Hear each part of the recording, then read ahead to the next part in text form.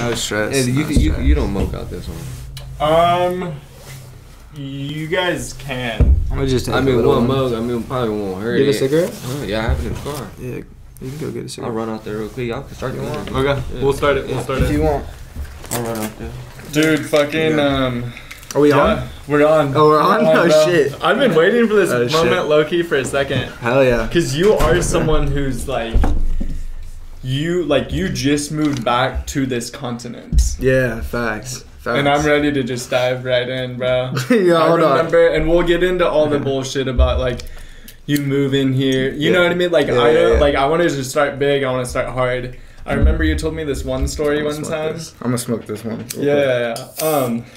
You told me this one story one time about you got kidnapped in New Zealand.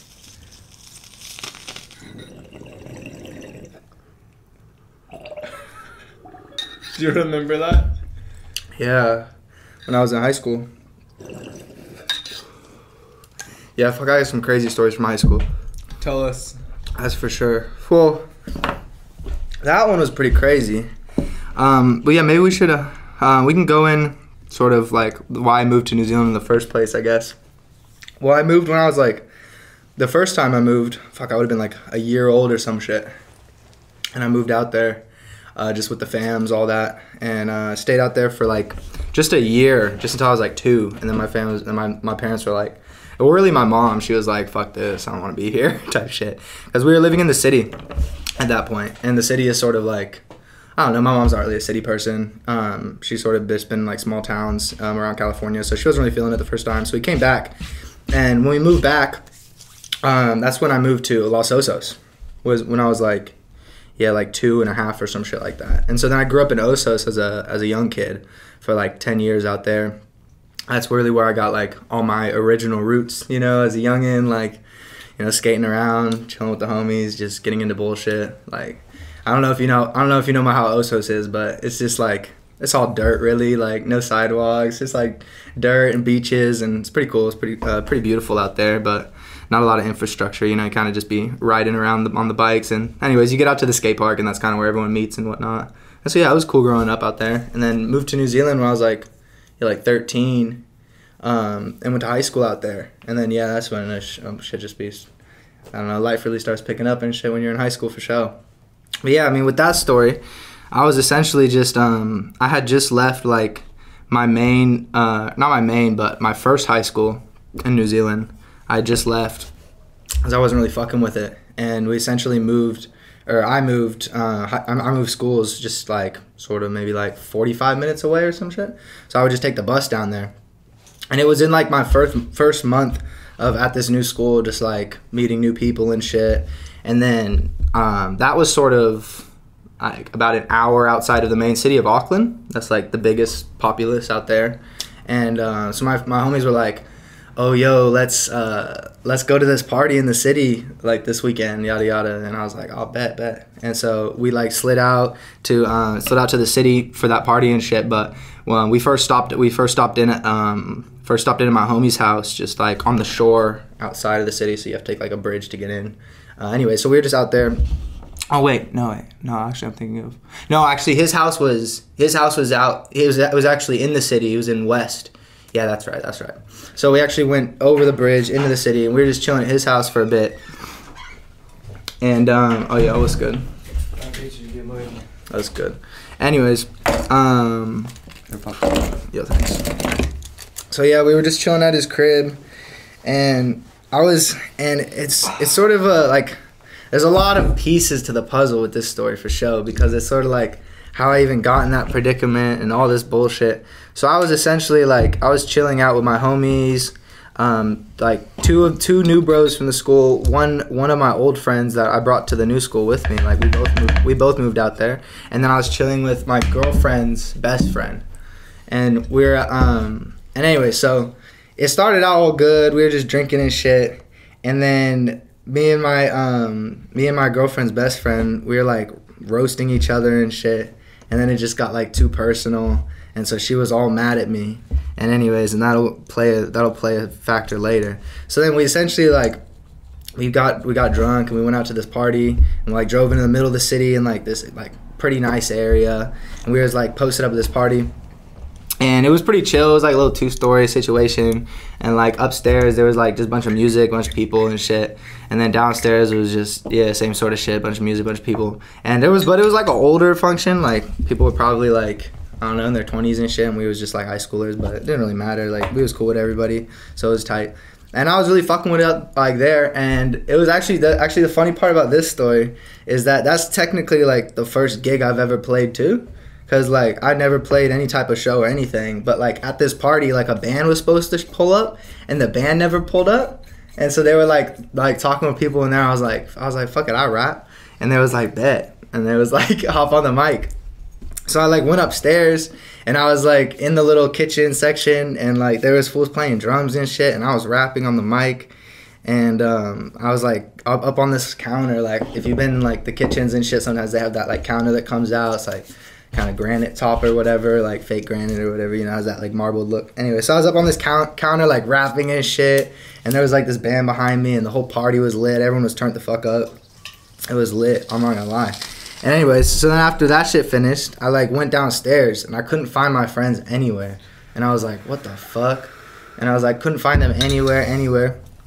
And I was like, went into one of the rooms and just like sat down and like pulled out my phone and started making some calls. And I called them, and they were like, oh, like we had to go, like we left, like, cause I guess the only person that was sober to drive was that chick who was mad at me. And I guess she was like still mad at me, and yeah, she just left my ass at this party in the middle of the city, like on some like fuck you shit. And I was like, fuck, I didn't know where I was. And then literally like my phone was just about to die, so I like fucking bummed a couple cigarettes. Like I was just bumming cigarettes and shit. And I was standing outside this party, and I was like, fuck, I'm so fucked. And I didn't really remember. Yeah, I didn't remember where I was, like really how I got there, and I was just in the middle of the city smoking these cigarettes and shit. So I like chilled with some people that were leaving that party, because that party started dying down while I was trying to figure out my shit outside. And a couple of them were like, oh, we're going up the road to like our house if you want to come kick it. And I was like, sure, fuck it, why not? So I went up the road to these people's houses, and it was all bad. Like it was all bad. Like I walked in there and it was chilling, like we was all chilling, and then like, but I was looking around, bro, it was real gross, bro, and like the kitchen, there was like trash like piled up all like this, like, you know, fucking dishes everywhere, and everything had coating of dust on it and grime, and it was all gross. And anyways, then we were all like sitting in the like just in the living room, and then all these like cross dressers came out, and I'm not sure like what the proper term would be. Like I don't know if they were like had fully transitioned or whatnot, but they like all came out, and they were wearing all this like drag. I think they were maybe just doing drag or something. They were wearing all this drag, and they were like some big dudes or girls, whatever. Anyways, and then I went to the bathroom, and one of them like followed me into the bathroom and like tried like touch me and like some sus shit, like on some weird shit. And I literally had to like dip out the bathroom, like boom, dip out the bathroom. I was like, what the fuck? And I literally left this house, and I was like tripping at that point. I was like, what the fuck? This fool's on some really weirdo shit, sicko shit. Anyways, and so I'm like leaving this house, and at this point my phone was dead. I didn't know where I was, and I was just like all weirded out from the situation that just happened. And so I was just mobbing, like I was just walking for a minute. And I was trying to like, I flagged down a couple taxis, and then essentially didn't like, nobody wanted to give me a ride. I had no money. Like I was just broke. I was just a kid type shit. I was probably like, you know, 16. Anyways, so I had no money and shit, and I just kept walking, and I walked for like a good couple hours, and I ended up like just in the hood, like in the middle of nowhere. And that's when shit got like real weird. And I like was walking down this like street, and then like this chick came out the alleyway, and like fucking like fully covered in like, her whole face was covered in tattoos and shit. She was a big lady, and she was like, oh, like where are you going and shit, like, you shouldn't be walking around here at night, yada yada. And then she goes like this, like boom boom boom, and like these two cars like flick their headlights on and fucking like boom boom boom, like drive down right to where we are. And I was like, oh fuck. And then they put me in one of the cars and shit, in like the back car. And I was, How'd they get you in the car? Bro, because I wasn't gonna like say nah, because there was hella like big fools. Like, hell no, bro. And I was like, nah, because I had a bad leg. Like, I got a bad leg. I can't really run like that. Like, I couldn't run back then. Like, that was before I had, like, I've been doing physio for a few years because I had snapped my leg really bad. And anyways, I couldn't really run like that. And there's all these big fools, and they like were like, nah, get in the back car. And I was like, they could have raped you. And I was like, fuck it. And So they said, get in the car? Yeah. And I was like, fuck. And I was standing there, and they were standing there, and like these two cars, and they were like pointing at the back car, and I was like, fuck it, all right.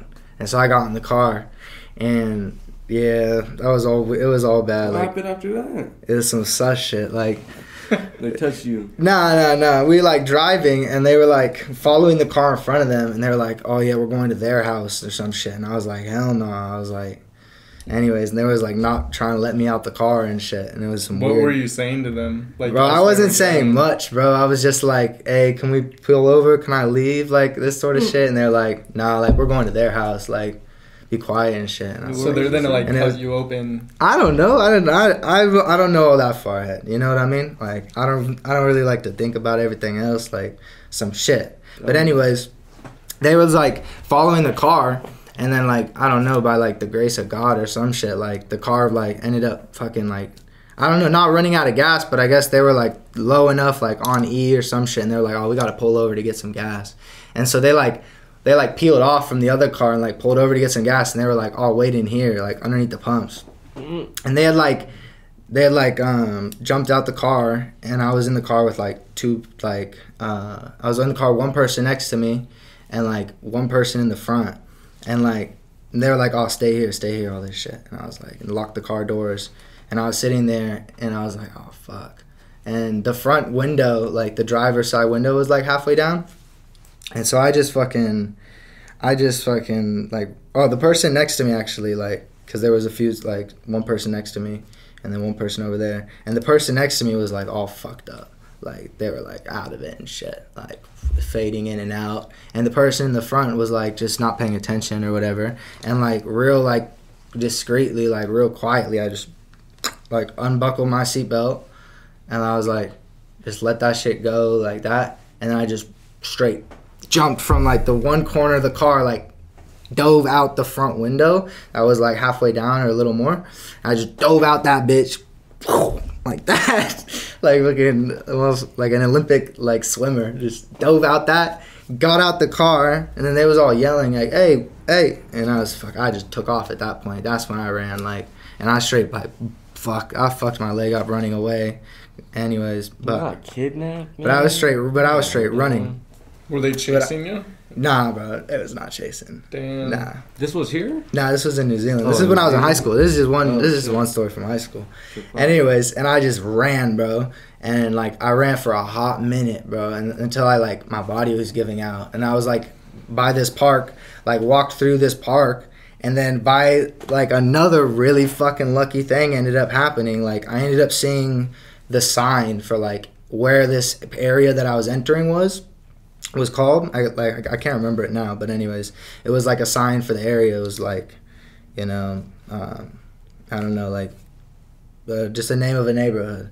And so I seen the name of the neighborhood, and I recognized it. I was like, oh, this is by where my homie lives, like that house that we were at earlier.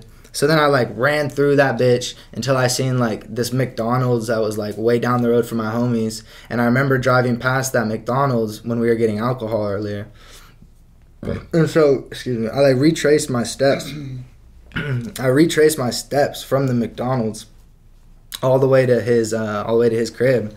And when I got to his crib, bro, I was so mad that these fools like locked, like or I was so mad these fools like left me. And then I tried getting into the crib, and they locked, and like the house was all locked and shit. And it was so bad. So I had to climb this 2-story house. I climbed up like the scaffolding on the side of this house through like an open window, bro, into my homie's house. Like, boom, climbed in, right? Then fucking, when I climbed in and landed, bro, this random fool who I'd never even met before, straight came out of the hallway, and he was like, what the fuck are you doing in my house? Like, why did you just climb into my little sister's bedroom window and shit?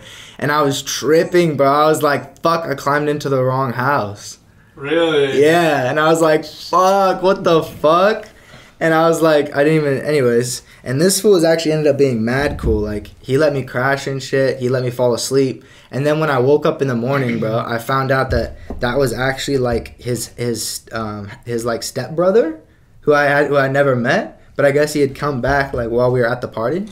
And so he had like come back while we were at the party, and he let me crash and shit. And I woke up in the morning and I seen my friend, and I was like, oh, what the fuck? And then that's when I realized I was in the right house, and that it was just like his stepbrother that heard me climbing through the window. Like, and that was the thing. I never even really like hung out with this fool or know this fool. I never been to his house, so I didn't know like who any of his family was, and it was just all bad at that point, bro. Like, but anyways, then I was like, yeah, fuck it, I'm good.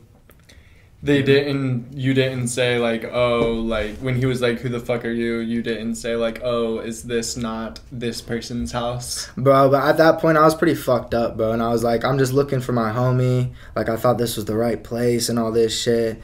And like, I just told him I had like a really bad night. Like, some shit just happened to me and all that. And at that point he just let me pass out.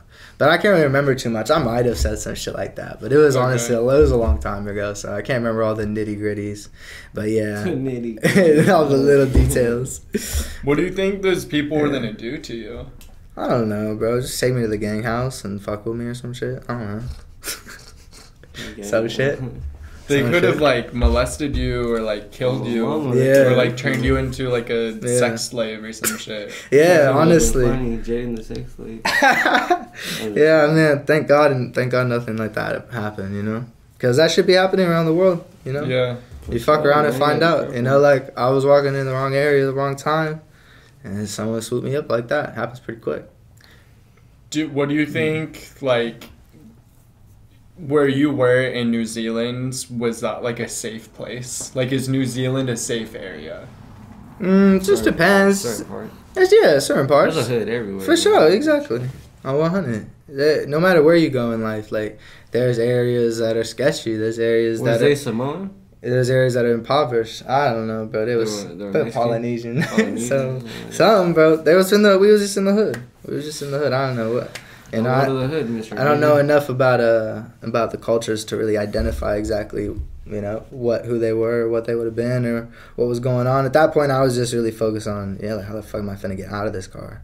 And then, I was lucky that they stopped to get some gas and shit. I dove out that window and did the track star. I ran. But it is what it is. I'm just happy that worked out that way. But yeah, I got other stories like from some other parties in high school. I remember this one time at this other party in high school. Oh, I'm gonna get it actually. Is there a drink over here? Do you want more alcohol? Yeah, I'll have a little. Oh, is this beer for me? Yeah. Oh, never mind. I'll just sip this. It's cool. For sure. Do you want another shot? No, I'm good. Anyways, I remember at this other party in high school. This was a crazy one, bro. This one is a crazy one. I seen some fool. Oh, bro. I seen some fool get like attacked with a crowbar by a crackhead, bro. It was ruthless, bro. I seen some of the most wild like parking lot activity ever, bro. It was nuts. So I was chilling with all my homies, and I had just gotten off of barber school, because I left high school at like 16 and sold my car and shit, and paid for my way to go to barber school. And so I used to bus like an hour into the city to go to school, and then like an hour back home every day. And anyways, it was on like a Friday or whatever. I'd always go party on Fridays because my bus served champagne. And so they'd serve me champagne on Fridays. It was gangster. So I would get off the bus like faded on Fridays, every Friday.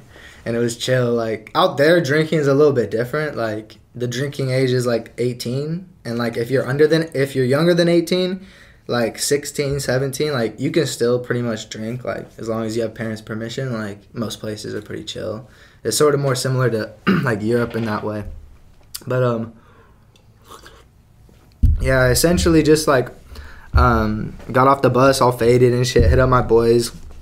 We were like, let's find a function to go to. And we heard of this like open invite party just like out in Dairy Flat, which is just like kind of in the middle of nowhere a little bit.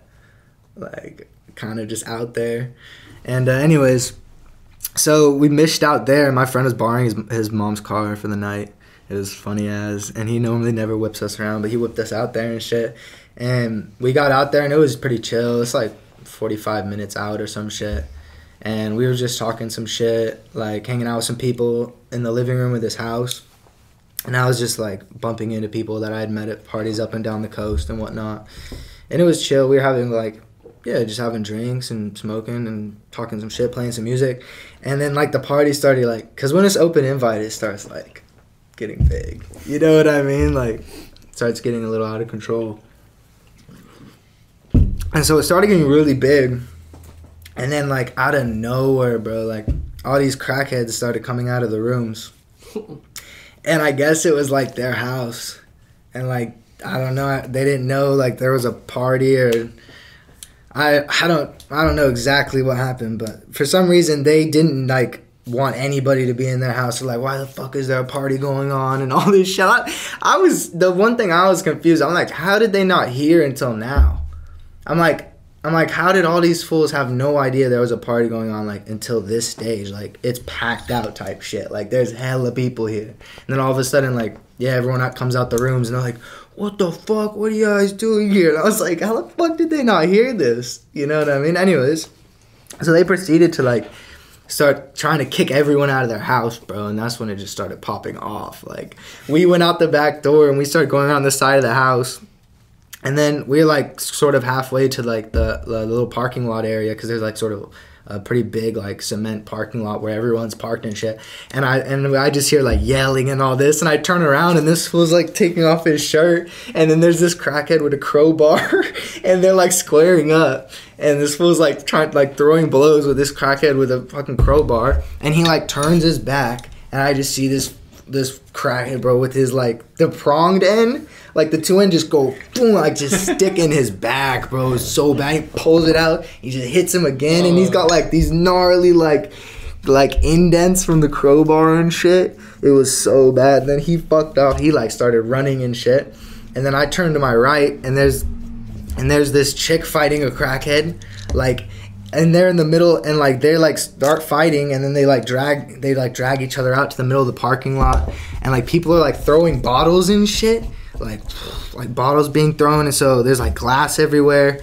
And then this chick that's fighting the crackhead, she like grabs her and like throws her like face first into the light of a car, like a headlight of a car, like cracks it and shit. And at this point, like all hell breaks loose. Like everyone starts fighting. Like there's just groups of people fighting in every corner. Sounds like a movie, man. Yeah, there's just groups of people fighting every corner, and I'm standing there. And the next thing I know, I just hear boom, and I turn to my left, and this random crackhead bitch came up and just cracked my homie in the face. Like, just socked him in the face, and I was like, oh, shit, what the fuck? Like, out of nowhere, and everything was popping off. And I, like, got on this car, and I was, like, looking around. I was, like, filming some shit. I was, like, World Star, and this shit was going crazy. I was looking at all this shit. There was, like, broken glass everywhere. People are running around, like, bleeding and shit. All hell breaking loose. And the homie was, like, oh, fuck, we gotta go, because, like, people's cars were getting fucked up. Like, fucked up. And my friend was, like, borrowing his mom's car for the night, you know, like I said. And so he was like, we gotta go. Like, I don't want my mom's car to get all fucked up.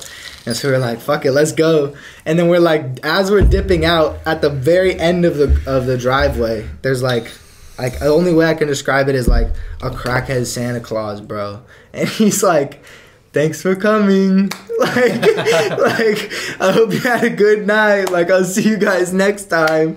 Like, and he was all happy, all jolly. Like, I was like, what the hell? Like, this fool's probably the one that invited everyone here type shit. And he was, like, had a big white beard and, like, long white hair and all this. And he was all, like, all fucked up and shit. So you've had some funny encounters in New Zealand with that community. Oh, yeah. I just be getting into it out there when I was in high school, for sure. I want to hear a funny crackhead story. Sure. So, my mom, she lives in Oceano, and I was in Grover Beach with the homies, right? And we were right there on the exit to the pier. Or not the pier, the exit to the dunes. The Grant Street exit. And there was these two homeless people, man. And I had $20, and I told them, if y'all fight each other, whoever wins to get this $20, man. These niggas, bro, they was doing all this karate shit, like, for real, throwing blows for, like, we made them fight, bro. They wouldn't stop fighting for, like, 30 minutes, man. For, like, 30 minutes. And none of them got the $20, bro. We ended up stealing their bike and their dog and going down the street to 7-Eleven with it. But these niggas, bro, from the bathroom to the ocean, like, it's a long way. They fought all the way to the ocean.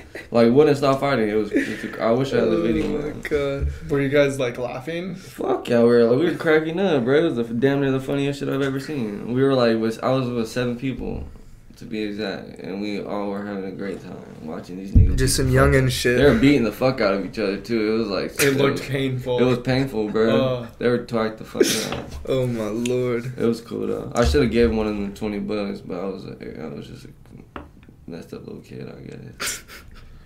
You were just... Story, man. Homeless people. You were just I always down get there. the best out of homeless people. I always wanted to get a nice little camera and go around and film homeless people. Like, bro, some make them do interesting better lives, shit. bro.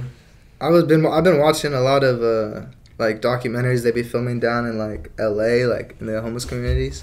That's crazy, man. My homeless people are good people though. Yeah, hell I always give if I have some food, extra food, I always give a homeless. That's true. I be seeing that he does. But yeah, it's crazy. You know, it's a crazy world out there. Never money though, man. Don't give a homeless person money. Me and Mojo used to go out and like fucking kick it with the homeless and shit, and like draw shit on shirts and like fuck around. Like I got some old photos and homeless shit. people are damn near. Yeah. We used to make like Moke Lords shit and like give it to homeless people and shit. It was crack up. Dude, you gotta tell this story about like you. You, like, witnessed a murder in Los Osos. Me? Yeah. Some, like, old man and, like, his wife went missing. Oh, he's on me? No, I witnessed I thought you were talking about this other time. I witnessed a murder. It sounded like someone died. I witnessed a murder another time, but for real.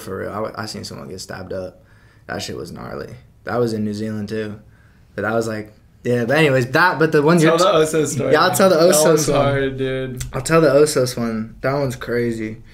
And like full detail. Yeah. When you told it to me, it was like a 30-minute story. Oh yeah. I'll try to remember. It all. But I like staying with. But someone? essentially, yeah, me and Mojo. That was when me and Mojo were living at like the fucking. We were living in, like, this real bad house. Like The one above the bar? Yeah, the one above the liquor store. The liquor store. What year is this? Like yeah, this was 2018, 2019 maybe. Yeah, 2018 probably. And, yeah, me and Mojo were living, we had just moved out of, like, Diane's house. Or, no, we had just, wait, what time was this? Oh, yeah, no, so this was at the end of when we were living at this house above the liquor store in Los Osos. And we were staying there. And next thing you know, like, shit got all fucked up and we had to leave. For some reason, the tenant that was there before, before us still had his name on a bunch of the utilities, and he, like, stopped paying a bunch of the utilities, so we had to leave. And that's when I hit up some dude on Craigslist, because that's how we used to get most of our rooms. Just hit up people on Craigslist that have places for rent. And yeah, pull up with some money. And so I hit up this fool on Craigslist, and he was like, yeah, I've got a room 2 girls just moved out of. And I was like, okay, safe. Like, could me and the bro come live in the room? And he was like, yeah, all good. And it was pretty good prices and all that, you know. Like, I was like, sweet. And it's in a nice area. It's in like Cabrillo Estates in Los Osos, so it's like this like rich area, like up on the hill, kind of like overlooks MDO, Montana de Oro and whatnot. It's beautiful. And me and Mojo like moved up there, and it was interesting. It was a pretty cool spot. Like, we were living with this old dude and his wife. It was like he was probably like 75 or some shit, but he was still like active, like grown man, you know, like still doing his thing, you know, getting to it. And he was essentially like a native, like, grew up on a reservation. He was like sort of Native American, but he was I don't know exactly what they call it, but he was mixed. Like his dad was white, and so he like took after his dad. He looked all white and stuff, and he had all kinds of stories about like what it was like growing up on the reservation and all this shit.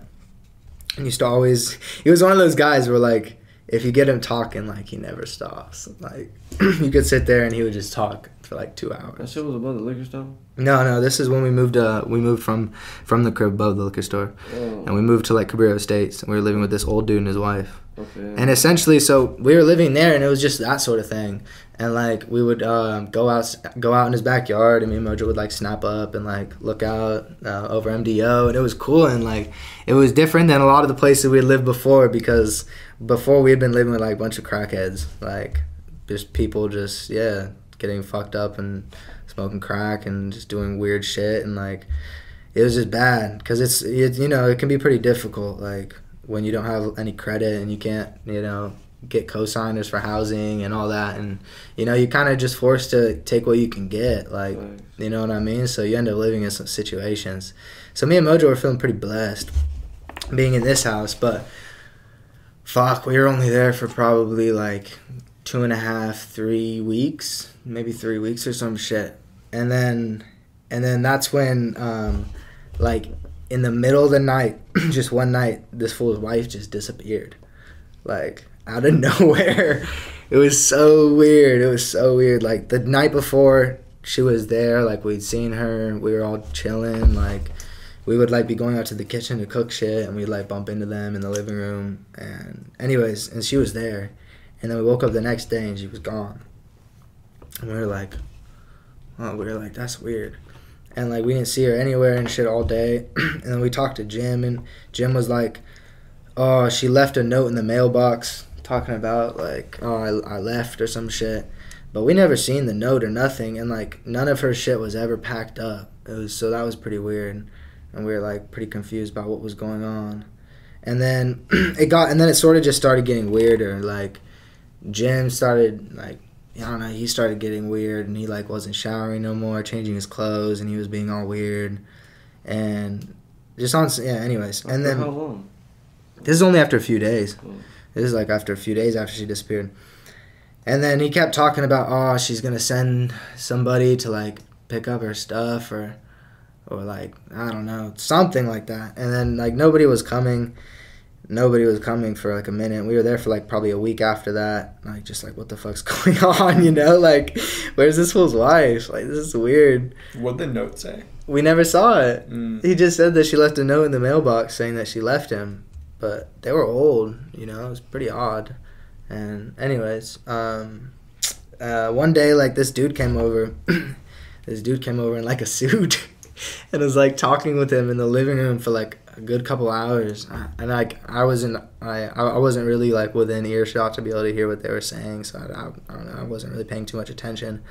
And then after the dude left, like Jim got mad, he got weird, he got like on some really sus, like, well, what's going on, like that. Anyways, and he started like tripping himself out because when the dude left, he didn't get into a car right outside the house. He like ran down the road and like out of eyesight, and I think that like sketched Jim out for whatever reason, because he didn't see the guy's car, and he like went away, like ran off down the road. And so Jim was like to me like, could I borrow your bike? And I was like no, like don't borrow my bike, like that's a bad idea, like you're gonna hurt yourself. And I was like, one of the brakes is out and shit. And he's like, oh, I want to ride down the hill and like find that guy. And at this point, it had already been like 30 minutes since the guy left. So like the guy was gone. And he's like, I gotta find the guy, all this shit. And he took my bike, and I didn't even know. But me and Mojo are sitting there in the room, and then all we hear is, and he must have hit the bad brake going down the hill, because that shit just locks, like it just fucking like. Anyways, and I was like, oh, when me and Mo just looked at each other like, oh shit, we heard that out the window. Oh, all bad. And then I was like, went out to the living room, And then he comes like back to the house, bro, and he's so fucked up. Like, his whole shoulder's broken. He's all fucking scratched and like bloody down his whole side. Like, he's fucked up. But he's got that, like, I don't even know what it is, that old warrior mentality where he like felt no pain. You know what I mean? And I'm like, Jim, you gotta go to the hospital. And he's like, no, I'm fine. Like, I'm perfectly fine. Like, nothing's wrong. And I'm like looking at his shit, it's all like, oh, fucked up. And like, I looked in his shirt, and that shit was all purple in there, and like, it was bad. Didn't look right. It looked real wrong. And he was all scratched and bleeding and shit. And so I called the ambulance and whatnot, and they like took him in. And they like patched him all up and did all this shit and like put his arm in this like sling, because I guess he broke his like collarbone or whatever. Fuck. He snapped his collarbone and shit. And so then he was back at the house like a couple hours later, and he like he like literally took the sling off. And I was like, Jim, what are you doing? And he's like, the doctor said I can take it off when it feels better. Like, and I was like, bro, you can't take it off right now. Like, it was so bad. And so we were only there for like a few more days, and yeah, we never got any answers. Like, nobody ever came to pick up her shit. Jim was all fucked up. Like, he was just letting his arm like hang, so like his shit was all bad. He still never changed his clothes. It was like 2 weeks later. He was still in like the same clothes, like all fucked up, and like the wife was all disappeared. And then me and Mojo were like, we gotta get out of here. We're like, situation is going to shit, you know, like out of nowhere. It was like and at that point we'd been there for like a month, and so we were like, fuck. And so that's died. Huh? I thought someone died. Well, yeah, it seems like the wife did. You never knew if she got killed? Yeah, we never knew, but Jim used to. You knew I thought someone got stabbed, like for real. Oh no, it's. That's kind of a creepy story. That's a weird story, though. Yeah. Where did their marriage seem good? Nah, it was definitely some stresses going on in their marriage. Like, that's funny as well. You told that nigga not to ride the bike. Yeah, I know. I told him, I was like, damn, I was like, don't ride it. But nah, yeah, I think there was some stresses going on. Like, I could tell they weren't, seeing like completely eye to eye and shit. And like, they had just moved like one of their sons out, and like, I guess he was like just dating for the first time, and then he was like dating this MILF and all this shit, and that was causing all this conflict with them, because they were like, why is this like young man, like he's never dated before, like now he's dating this real grown woman, and they're all worried for him. And anyways, they had like differing opinions on what to do. Like, I'm pretty sure like the wife didn't want like him to see that chick, and the dude was like, nah, it's cool or whatever. So anyways, they, like, but I don't know, it wasn't too bad. I mean, it definitely didn't seem like, I don't know, it's definitely hit us out of nowhere when she like just was gone. Like, it was like weird for sure. How long were you guys living there total? But Jim used to like to talk about his 44 Magnum a lot too, so I don't know. He used to always be talking about his 44 Magnum. That was pretty crazy, but it's not like we heard any gunshots or anything, but it's just sort of an interesting story. Like, who knows what happened. How long were you guys living there total? Like a month. Did you guys have to put in like a 2-week notice? Nah. It was literally like peace. Because it was all like just like under the table, I guess you could say. Got it. Yeah, it's just random shit. My name is Duran. But I go by Monty. What? I go by like Monty, which is long for money, which is short for E-money. I feel like you must have some like crazy stories. Like you said, you're from Santa Maria. Yeah, and like you went to like jail and shit. Oh yeah, I got locked away for probation violations when I was younger. I got all that shit erased though before I was 18. Thank God. Okay, nice. But yeah, man, most fucking. To be honest, I really just been. I just been in my same neighborhood pretty much all my life. You know what I mean? Kicking around the same people. Fucking up, getting in trouble, but I stay out of trouble now. Thank God. What do you do for fun in Santa Maria? Shit. Really just ride around town. Just like, you feel me? Just mob around town, go see random people. My days really consist of just like meeting random people all day. You know what I mean? Like, I'll go around doing what I do and just meet random people. Like the other day me and him was at the park. And we was just posted right there, just chilling at the park. And these people pulled up next to us, and they was talking shit. They sounded cool, so I popped out, you feel me? Said what's up to them, and I ended up playing horseshoe with them. You feel me? Like a group of guys. I went to the park and played horseshoes with them, bro. I never met them in my entire life. That's funny. Feel me? They gave me dabs, all that. And I won the horseshoe game. And I never played horseshoes before. I scored the last one to win. But you feel me? Like meeting cool people, preaching to them, telling them like, trying to talk. If I see someone down, I'll go up to them, you feel me, and try to talk to them. And like, if I can help their day out, you feel me, by just the knowledge that I know, that means I'm doing something. It's kind of like a job, you know what I mean?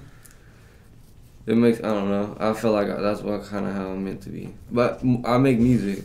That's what I do for fun, for sure. Make music. Have you and Jaden made a song together? Yeah, definitely sure. made a song. Yeah, we made a few. We've been cooking for a while, man. We actually made a lot of shit when we first met. Yeah. The first time I ever went in the studio, they was all making a song and I got on the beat. Yeah. Like, and I killed that bitch too. He probably still has a song. Yeah, we got that shit. That's when they were like, "Damn, this nigga can rap for real." And ever since, he's been invested in me as much as I'm invested in him. You know what I mean? I be pissing him off. We work. He's a wizard, man. In the studio, I can get down like I can tell him how I want to beat, and he'll help me make that beat like that. Yeah, for real. And even one time, bro, we was recording, and I was drunk. I was filthy drunk, bro. Fell asleep like this, headphones on, recording. Fell asleep, right? And I woke up like 3 hours later. This nigga made me a song out of all the freestyles that I did. He made a whole complete song. It sounded like I actually meant to make the whole song. And you feel me? Like, that just shows you his talent. He could really do all of that. Make beats quick as fuck. Make a beat in like 10 minutes. And that shit's a slapper, man. Yeah.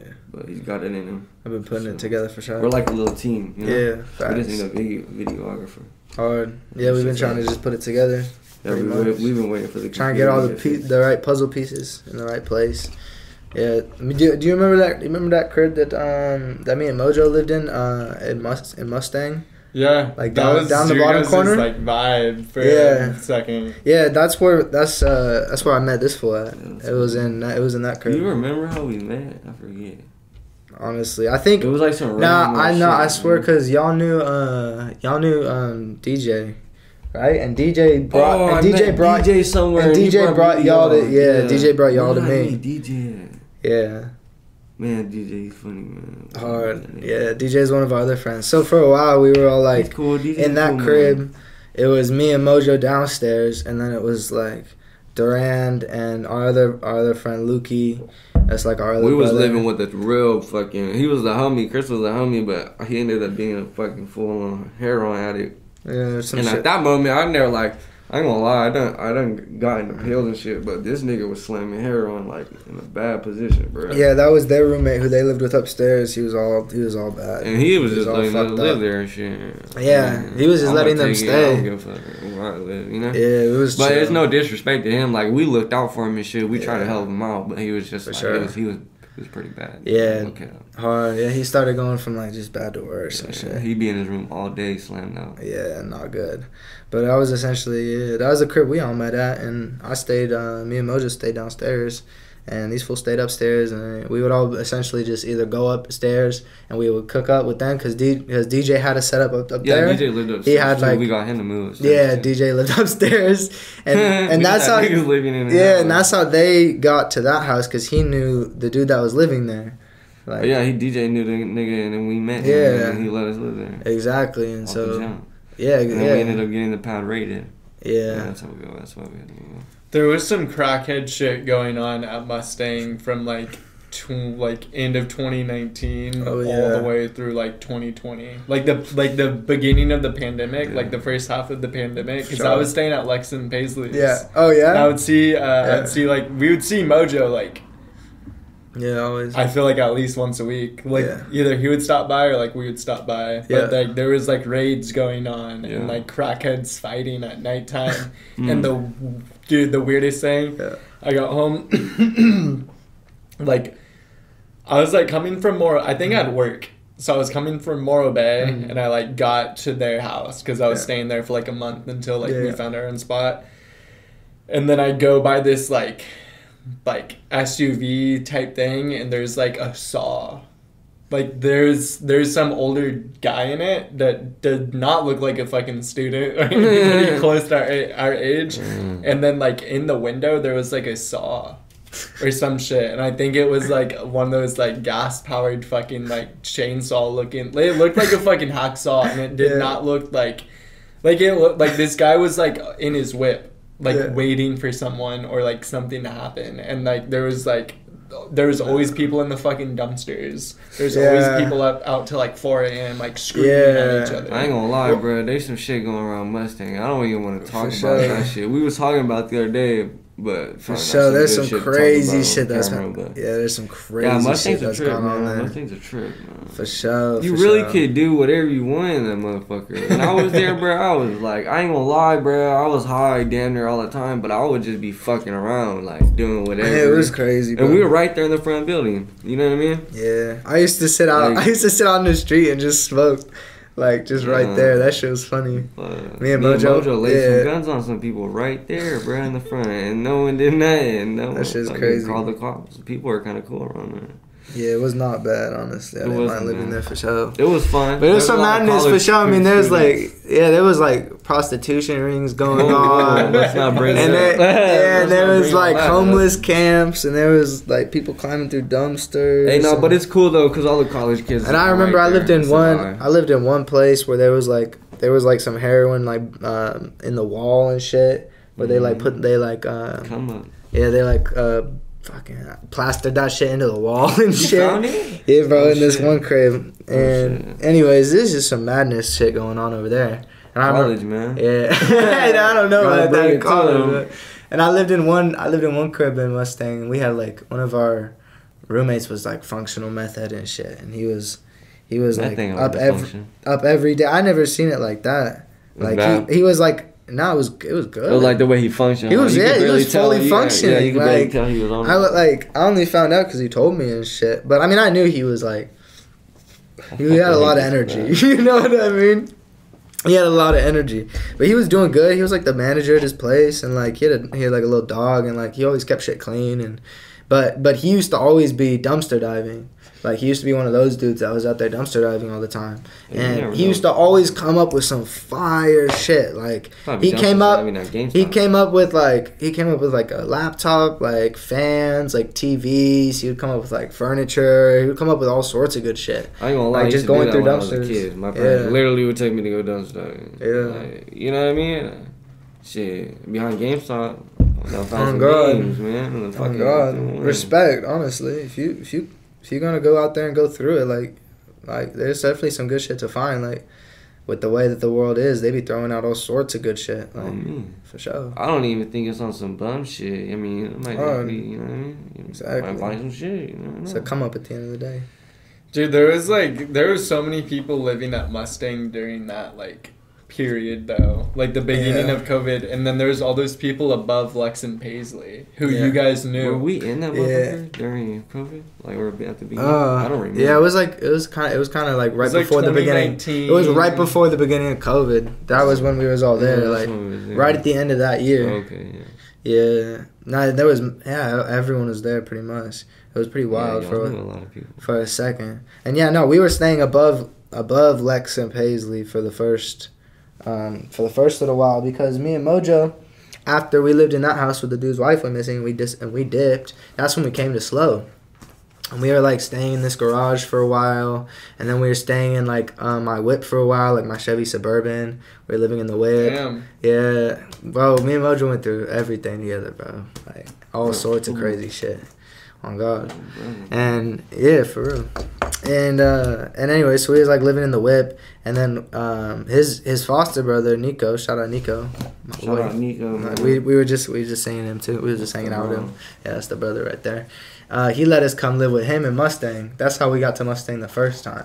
Cause we were. Oh yeah, that was the crib. We were living in the whip, and that was the crib above where you guys were, and we used to stay there, cause this shit is better than the whip. You feel me? Like, for sure. So he was up there, like, hanging out, chatting shit. And I always used to come down and, like, be hanging out with the girls and, like, whoever was around the flat and shit. Because that was just, like, cooler, like, just more wholesome vibes. Like, there wasn't as much ruckus, you feel me? Like, the house was always clean and, like, it was, like, quiet. And you could just, like, sit there and, like, have a snap and, like, a nice conversation. And it was always, like, good vibes in there. So I'd, like, pop down there and talk some shit and have a good time. That was always cool.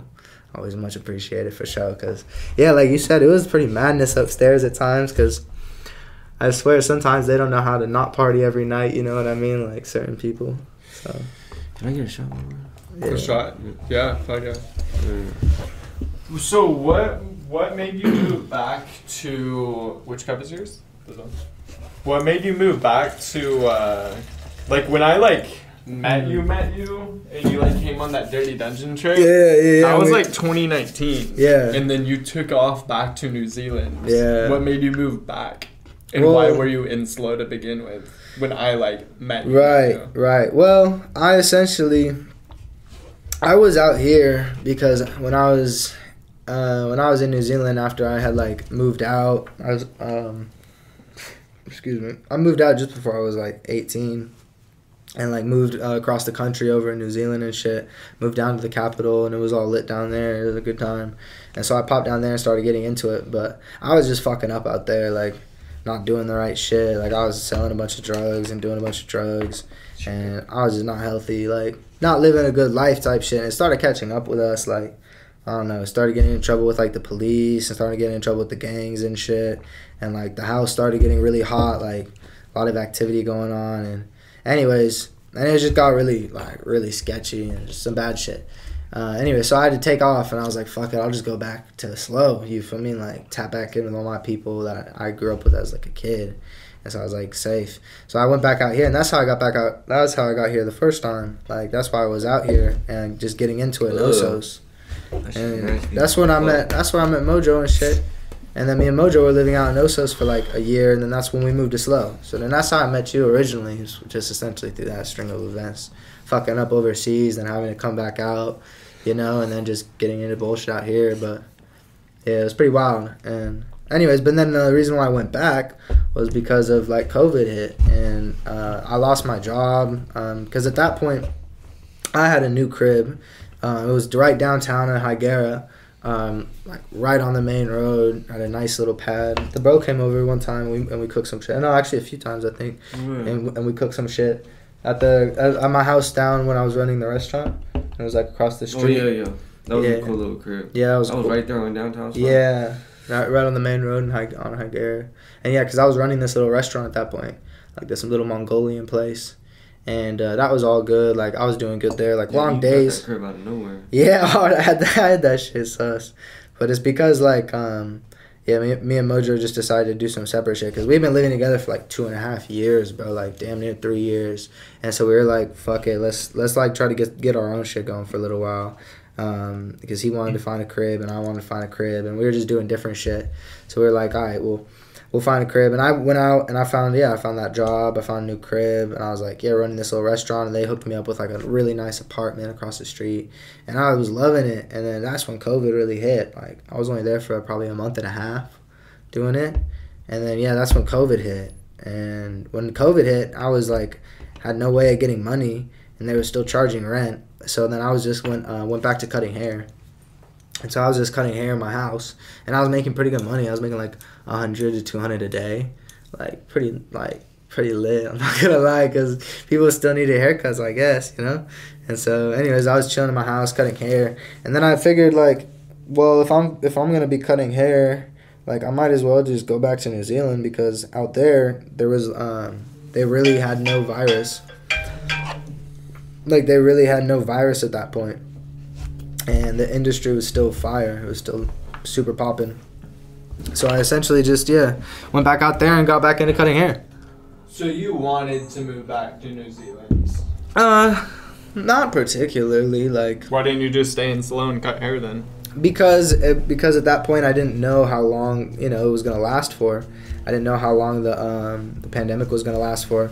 And at the same time, I didn't know how long the like all the haircuts were gonna keep going. Yeah. You know, I didn't know if it was gonna be steady money or not, and it wasn't something that I really wanted to bet on long term. You know, Mm-hmm. it wasn't a very good bet because it was just.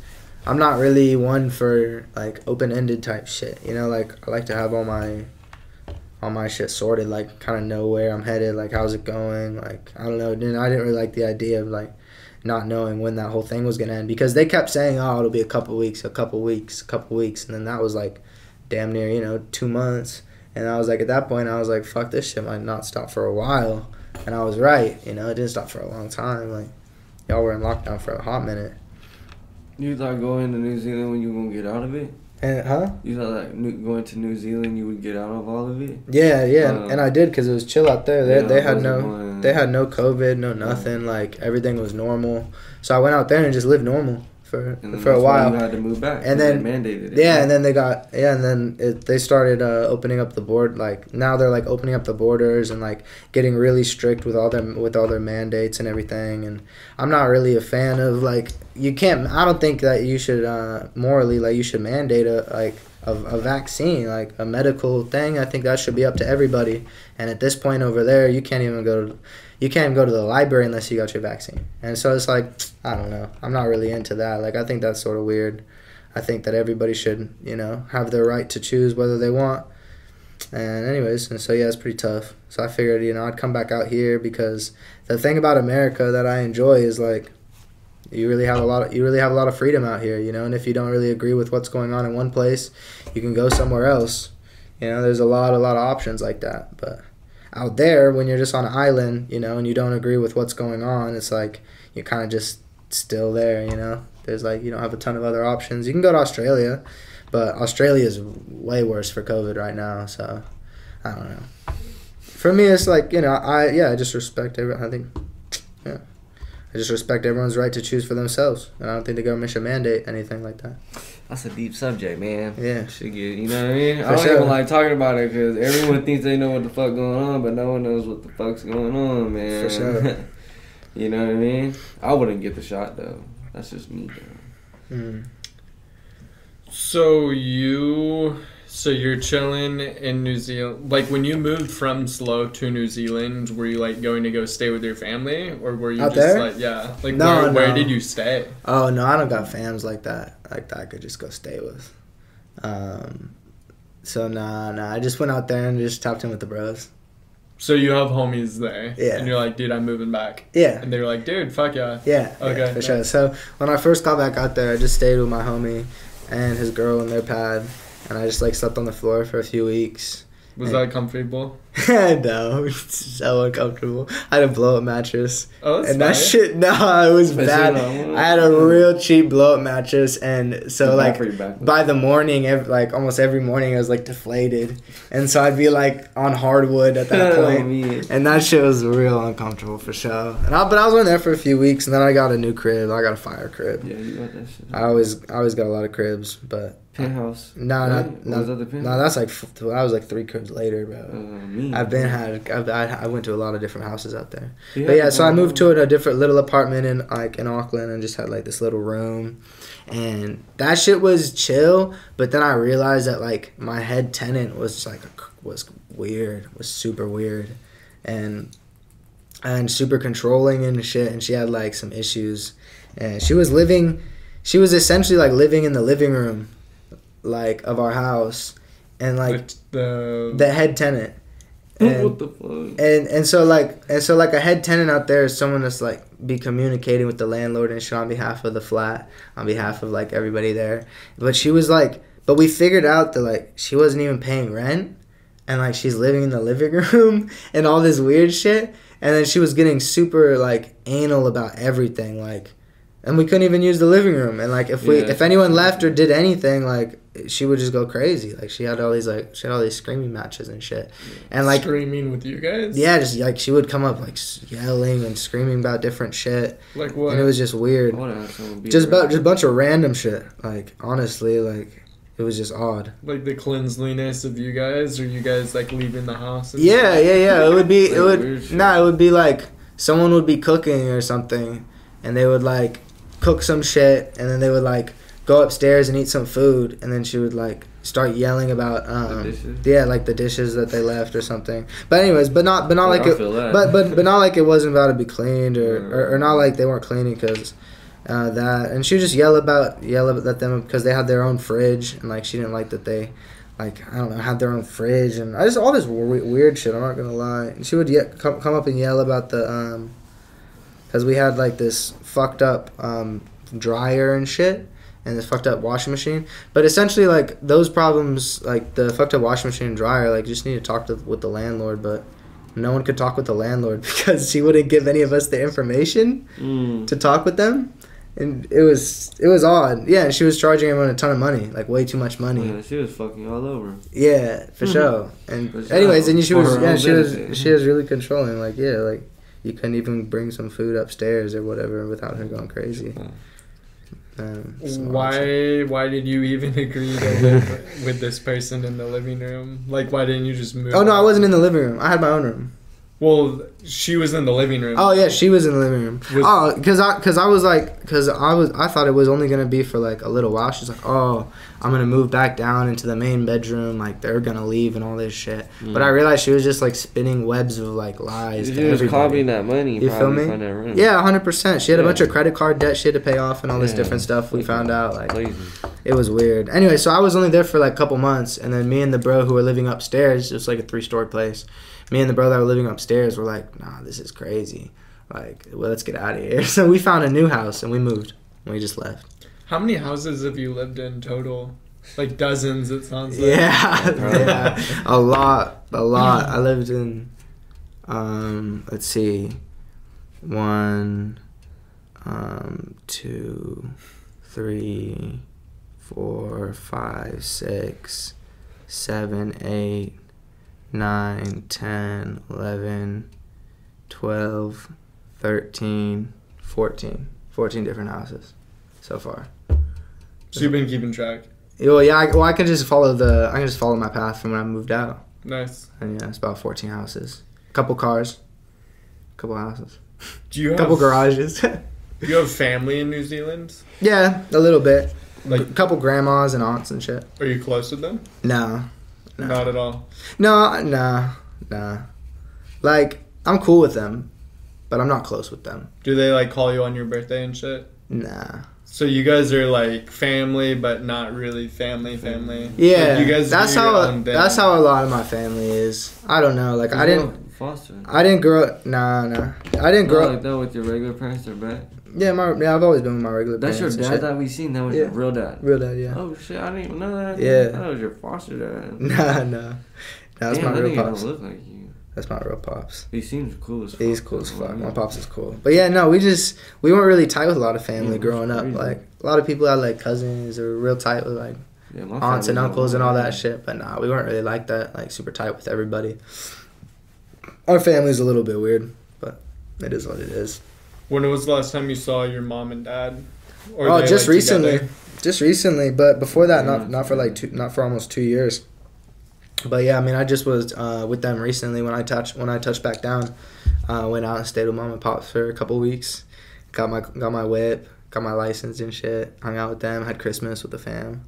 That was cool. Yeah. That was hella recent. Yeah. Like Yeah, that a was week right. or two ago. Yeah. Damn. Yeah, that was okay. cool. And I hadn't seen them since I was in America last.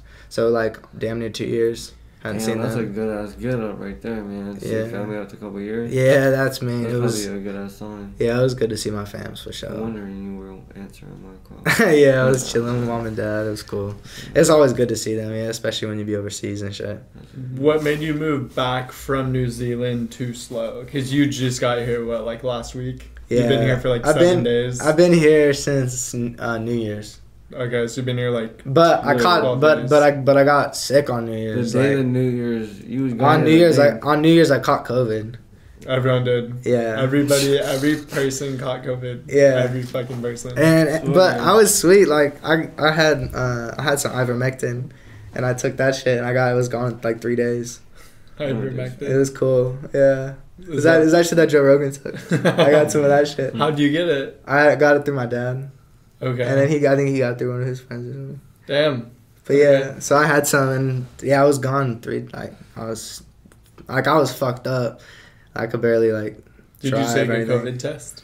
Huh? Nah, You just knew but you I were- went and seen Shane, and me and Shane hung out for like just like a little while. You gave it to him. And then Shane went and got a test, and he got it. Oh, So I don't think I gave it to him, or I might have given it to him. If I did, I'm so sorry, Shane. Yeah, I could've- I'm so sorry, but he could have given it to me too, cause Did after Shane get sick? yeah, Okay. after that I got sick too. So I don't know. We both got sick. Were you guys together on New Year's? Nah.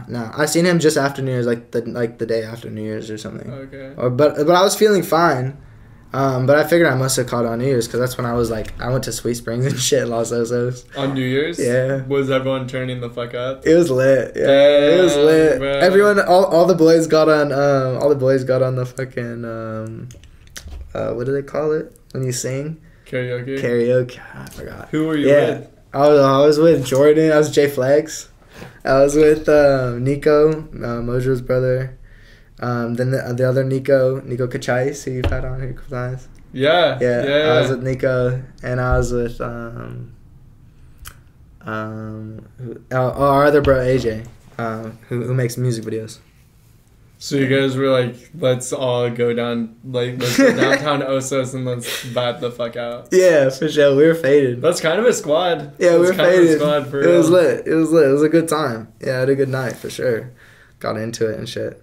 And it was cool at the bar. Just got drinks and shit. We were all taking Henny shots. Classic. Damn. Can't go wrong, you know? Do you guys pregame? Yeah, for sure. for sure. Yeah, it was fun. Yeah, I enjoyed it. But anyways, I got sick. That sucks.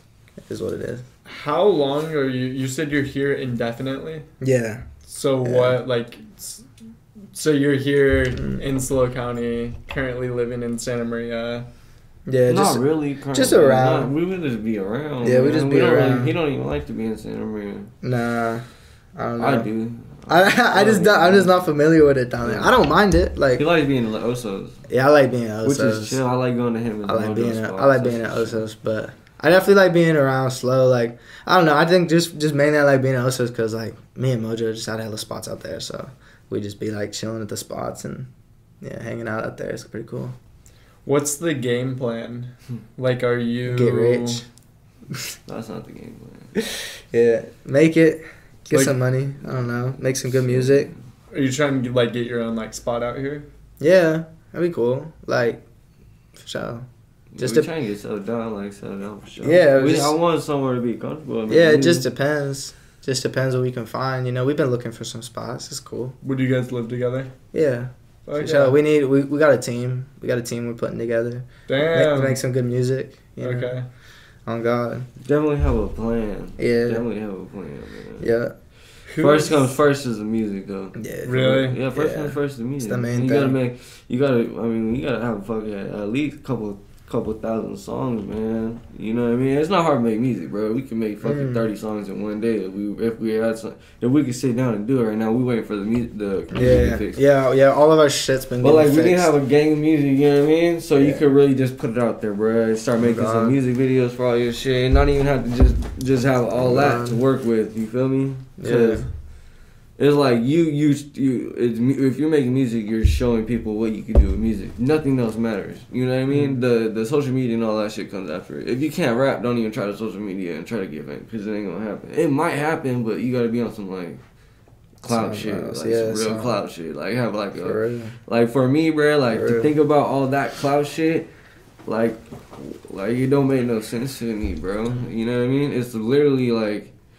It's hard to do that shit, bro. I mean, it might not be hard, but it's hard, like, to just have to make up all these little schemes to put your shit out when you could just be making music, having fun with it, nigga, and that's what you show for yourself.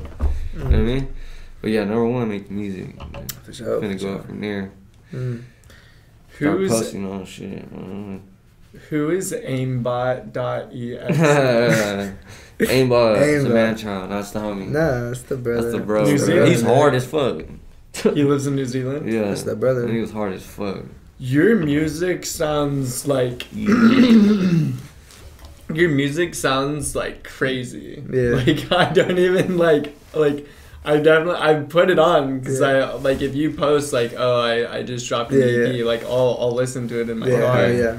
and it's Yeah. like I don't even know how to explain it to anybody. Yeah? Like, it's because, like, again, my favorite song you have on SoundCloud, it's called Show and Tell. It's like 1 minute long. Yeah. Do you know what I'm talking about? Yeah. That sounds completely different than the stuff you're making right now. Oh, yeah. Like, the stuff you're making right now sounds like super mosh pity. Yeah. Like, you can't really, like, understand every word you're saying. Like, it kind of sounds, like, slurred together. Yeah. Like, it reminds me of some darker, like, almost, like, Playboy Cardi vibes. Yeah, for sure. Turned up shit. So, it sounds crazy. Yeah, It sounds crazy. for sure. Mosh pit vibes. Yeah, Like, for sure. I guess all this stuff that we made recently has been, like, concert music, really.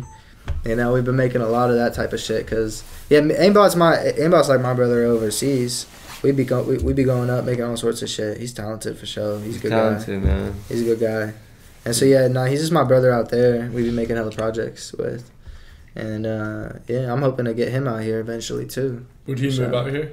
Yeah, for sure. Yeah. For sure, he would. Over Hell New yeah. Zealand? Hell yeah.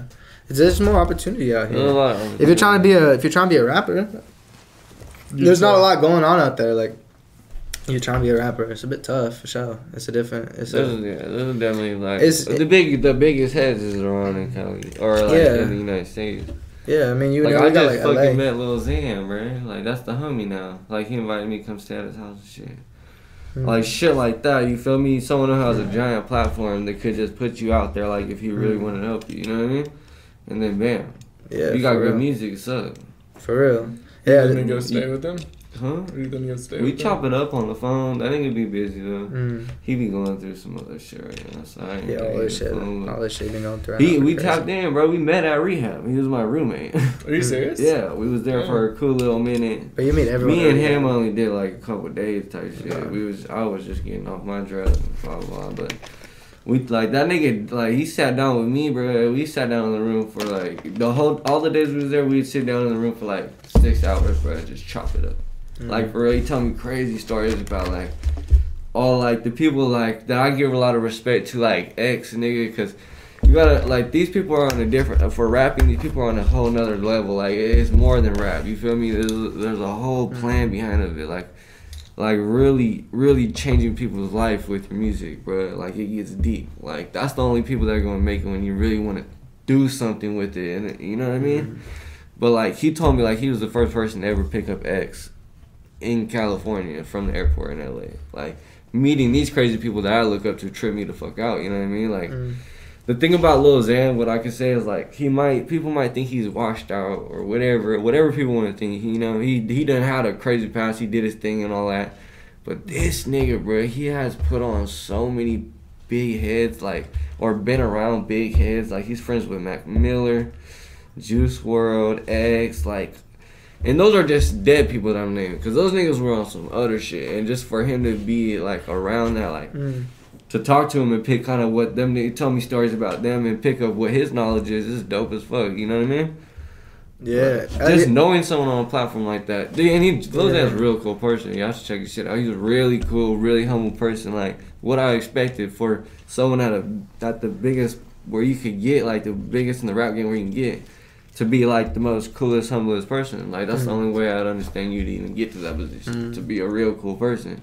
You know what I mean? There's all the drama that comes with it, but genuinely, he's a real ass nigga, bro. You know what I mean? And that's the only way you're gonna meet real people and them to fuck with you. Real, recognize real. That's 100. And he's done songs with like some gangster ass niggas. I'm like, what the fuck? I'm like, how do you know Ola Runt? He did a song with Ola Runt. If y'all know who Ola Runt is. You feel me? Like some gangster ass people, man. Like some real thugs, man. And they fuck with him. Like, you feel me? He's a little Mexican boyfriend, like, you know what I mean? And bro, he's just like, he brings that energy, and he's fucking with him for real. He was just kicking with P&B Rock too. Exactly. And P&B was all shining him on shit. It's like in Cali, you can just run into people, meet people. Yeah, you bro. know, Literally, you could friends. be in LA. Lil Xan told me he's from San Bernardino. He moved to LA, bro, to do like videography of the underground rap scene in LA. Someone got him in the studio one day. He made some shit, bro. You know what I mean? Exactly. It's like, it don't take much. Yeah, it's all about who you know, you know. Look, Bobby Shmurda recorded Hot Nigga for $20, bro. And look what that shit did to him. Yeah. I mean, trials and terrors what he had to go through, but like, man, one song, bro, he went up. Yeah. You know what I mean? Just takes that one. That's in any genre, bro. Not just fucking So, gangster rap or trap. Like, it's like in any genre, you can go up as long as you got that shit in you. Not everyone has that music shit in them. You know what I mean? You're just blessed with it, bro. You can try and get good at it. Don't get me wrong, but like. I don't know. You just gotta want it, bro. You gotta want to be in the studio every day. It's not like, oh, I want to be in the studio like a couple times a week. Nah, bro. You want to be in the motherfucker every fucking minute of the day. You want to be working for real. Working for real, like just pushing out music. Yeah. You can push out 100 songs only. That's why my shit sounds so different, because it's like he works. When you've heard that one song, like you said, you know, it's like that in between the songs that you're hearing now. I've probably made hundreds and hundreds of songs. Hundreds and hundreds of projects.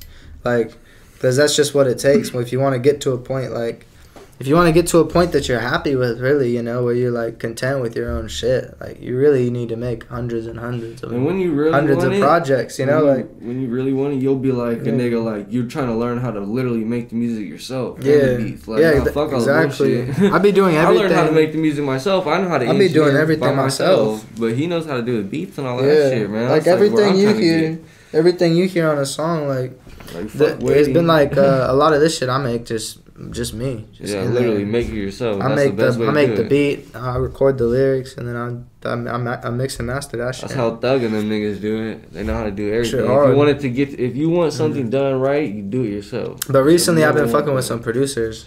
And they're tough. And they're tough, though. Yeah, some of my boys are tough for real. They make some fire shit. Creative, making projects. They make some fire shit for real. Yeah, I still got some more shit to put out. Like, I got some more shit to put out. Like some new shit that's coming recently. Yeah, yes. We'll see. Fucking hard at it. But we're cooking up. We're still cooking up. I need to get my laptop back. It's at the shop right now, and then we're gonna get some projects in. You guys will definitely hear some new stuff from both of us. Album, check that out, man. That shit's hard as fuck. Gunna went crazy, man. Yeah, but yeah, it's been good, honestly. And that was the thing. I really always loved making music and shit, but just the time I spent, me and Mojo, that's all we used to do. True passion. Every day, every night. Like, we would just be in the booth, just rapping, recording, working on shit.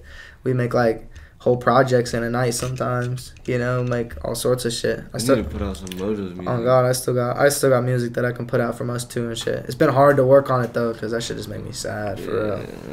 That shit just make me sad. But, yeah, I got a ton of projects to work on. Yeah. Is this like your new sound? Nah. Or you're gonna keep evolving? Nah, I got another one that I'm doing. A new sound? Yeah. Another sound. It's always evolving, bro. Yeah, it's always evolving. What I mean? Like, for sure, you don't want to keep it the same thing, bro. For sure. I haven't reached peak form at all. You'll never blow up if you sound like someone else. Exactly. Just put it that way, dog. Because someone already did it. And niggas that listen to music already know someone else did it, so they're not gonna respect you at all. Yeah, I'm way off. You gotta make new music, man. People, it don't matter how much you want to say you don't change. Everyone changes, bro. You gotta accept that shit, and it's a good thing. It's not even a bad thing.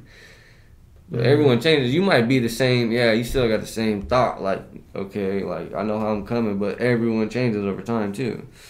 You know what I mean? In different ways. Music for sure. You gotta keep pushing up that. You gotta keep the audience fucking. You feel me? Getting excited for that new shit, man. Yeah, I think it's important. You know, it's like you know, us as humans, we constantly changing, we're constantly evolving. You know, and it's like music is really just an expression of life. You know? Exactly, man. So it's like that should be changing too. You know, that should be evolving too, for sure. And it's that's the best thing about it, man. Teaching people through your music. Exactly, and as you get more comfortable with that, you know, like you start progressing and you start doing things differently, trying new things out, and then you start really coming up with some cool shit, for sure. It's like I always got the ones though I go back and I listen to and I love, you know. There's those tracks that you made that are cool, like they're fire, like that's fire. Home looking back at shit, you're like, damn, you're like that's tough. Like an old notebook or a journal or some shit. You're like listening to what you're talking about and shit. But music is really like, that's really like what lived forever. And it's like one of those things that lives forever in this world, you know? It's like after you're gone, it's like someone could still go listen to your music and like feel a piece of you, like right there. You know, it's like, boom. I think that's pretty cool. And the biggest thing about it is talking about some real shit. Like connecting to the audience, talking about shit you go through on a daily basis. You know what I mean? Oh God. You can't learn nothing. That's why I'm saying, like, you can't learn nothing, bro, if you just at home not doing shit. Like, I be out doing all types of shit, meeting new people, all types of. I go through bad things, good things. You feel me? Funny things, sad things, like all this shit I put in my music. You feel me? You know, and it's like it's a beautiful fucking thing, bro. Like I rap, when I get on the beat, most of the time, bro, I'll literally start crying, talking about shit I'm talking about. Like, it'll be hard to say a bar after I thought about it. Like, I'll start tearing up. Gotta take a second and spit some real it. shit. Like, real fucking shit. Like, have you ever listened to a song that made you cry? Or maybe, I don't know, maybe made you feel some type of way for real? Like, that's the shit you look for. Oh God, I be getting emotional, like making music and listening to shit as well, for sure. It's got a real deep tie for me. Yeah. God, got me through a lot of shit, just being able to hop in the studio and make some shit. And even other people's music got me through a lot of shit too. Yeah, other people's music. You guys seem hungry. Yeah. Yeah. We want that. That's it, you know. We gonna get there for sure. Yeah. You feel me? Trials and errors. Exactly. Take it day by day. So day by day. That's it. Slow it down. But something's finna happen. That's the thing. I got a big music video coming soon. Yeah, me and Aimbot has a dope ass. We got a dope that shit's video. on some hard ass shit. We got a dope Have you seen the video snippet? What is it called again? I forget. 101. Yeah, it's the song 101. Yeah, he made it Highway 101. Like it's called. The song's called 101. Yeah. I helped write that hook with Aimbot. That's hard. Oh God, that song is hard. Is the footage here or in New Zealand? Nah, it's in New Zealand. It's fire. It's me and Aimbot. It's all been recorded. It's all been recorded. We filmed it. It's being edited right now. Let me see if I can bring up a fucking. It's snippet. tough though. Aimbot posted them. Yeah, it's on Aimbot shit. Right. Look at this is a snippet. Yeah, this is the yeah. You seen that? Oh wait. Oh, it looks kind of wild. No, it's insane, bro. Yeah, this is it. This is it. So you're homies with this guy? Yeah, this is my brother right here. Aimbot. That's me. Hey, bro. Yeah, what the fuck? They're going crazy. Yeah, we got a big video coming. They got all kinds of snippets, man. Yeah, we got a big video coming. We coming with some cool shit. What's up with the internet, bitch? Nah, it's hard though. It's hard. I ain't gonna lie. There's some pretty fire scenes in it for sure. There's like a scene where we're straight got like 360 camera and we're like driving through a tunnel and the camera's like filming from the top and that shit look like we're like rolling on this little hill. Like, it's crazy. The nigga that did the video, his name is, how do you spell it? Oxio. O-X. My boy Oxio, shout out Oxio. He's fire, tough. Bro. Fire. I want that nigga to come to Cali, bro. I be telling him to slide out to Cali for sure. Oh, He's man, crazy. if he did, just on his own with the way he does videographer, I already know that nigga would blow up, nigga, for like he would come up if he moved down here. God, like for nothing. Crazy. Like rappers would be like, all right, this is fire, bro. Even like his font and shit that he has for his name and shit is like looks tough. It looks like it's Finding Nemo font. Yeah, that shit's hard as fuck, bro. I fuck with G. I want to meet him. Oh God, yeah. So we got that video coming soon, and just pay attention for that one. 101. It's gonna go crazy for sure. Yeah, that's just. I don't know. People are gonna. I be like wishing, or not wishing, but I'll be thinking about it and like. That song's already so old to me, you know? Like, I feel like I've already done so much more shit. I'm not even really excited to hear the song again when I watch the video, but I'm excited to see the video, you know? For sure. It's because I'm just constantly thinking about the next project, you know? Well, that's the number one thing. I'm just constantly thinking about, like, what's the next one? What's the next one, you know? Like, and how am I going to top what I've already done? And anyways, just trying to think about all the different, like, keys to the industry, you know? And, like, how you going to sort that shit out? Because if you want to go up, you got to figure it out. Yeah, and we got to get that somehow. Visual too, man. That's exactly. That visual got to go crazy. People want to see you, you know what I mean? Exactly. People want to see you. That's the thing about music, man. Yeah. It's kind of selfish, but people do want to see you.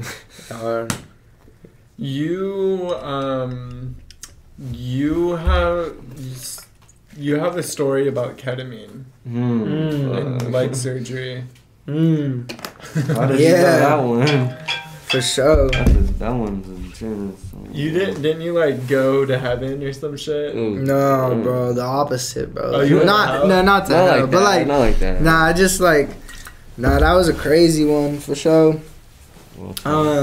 When I went for, cause I snapped my leg, right when I first moved to New Zealand the first time, and that's how I got like leg damage and shit, and really fucked my shit up. I'm gonna piss outside, but I'm like still listening. I bet.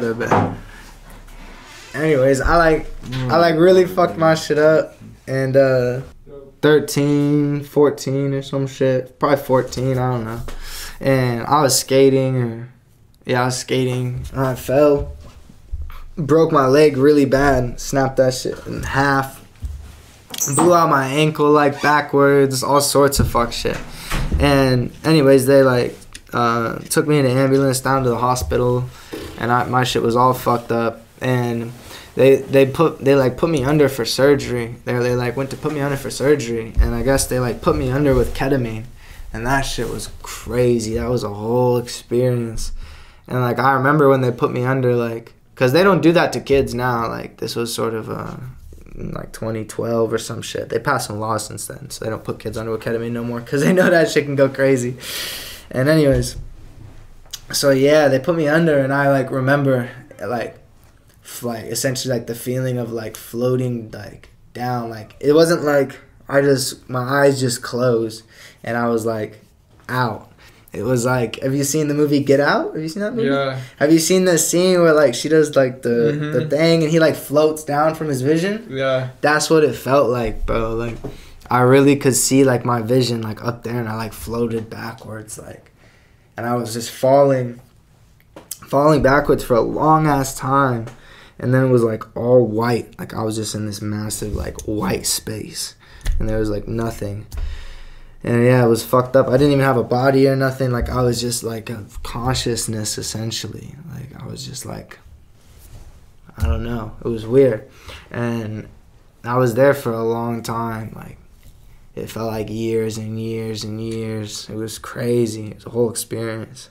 And yeah, I mean, I was probably only like 14, and I felt like it was like twice my lifetime, like easily. I felt like I was down there for like damn near 30 years, like just in white space. It was fucked. And anyways, I like woke up a couple times mid-surgery, and I was like, where am I? Yeah, and I was like, don't let him put me back under. I was like yelling.